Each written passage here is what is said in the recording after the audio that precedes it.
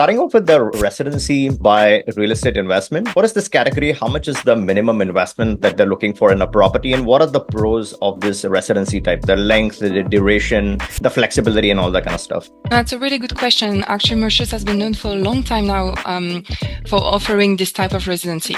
So basically, if you're a foreigner, you can invest in Mauritius in a property that is open to foreigners. So based on a scheme, specific schemes, for instance, the property development scheme allows foreigners to invest in Mauritius in specific properties.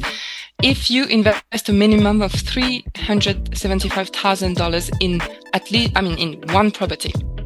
So this is the minimum you need to invest. As soon as you invest that, then you're eligible for a permanent residency permit that is linked to property acquisition.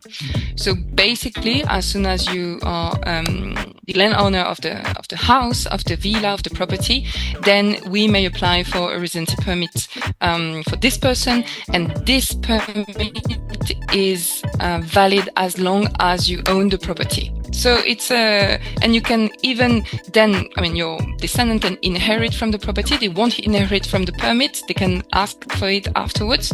But this is very interesting because this residency permit is not only a residency permit, it's also a work permit. So let's say that tomorrow you want to invest in a property in Mauritius because you just want to come here a few times per year. It's a very flexible way to do so. But imagine in 10 years' time you want to open a company in Mauritius. You want to work in Mauritius. Well, then with that permit, you can kind of add an option to it, which would allow you to work in Mauritius. So it's a very interesting permit. Wonderful. And you said it's a 10 years permit?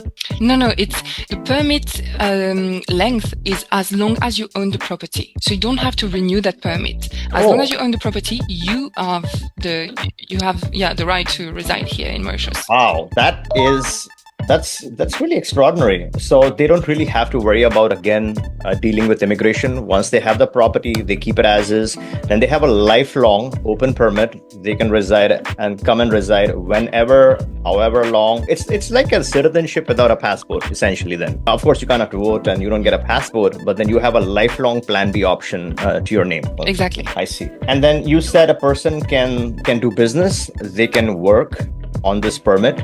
It's pretty much open-ended. Exactly.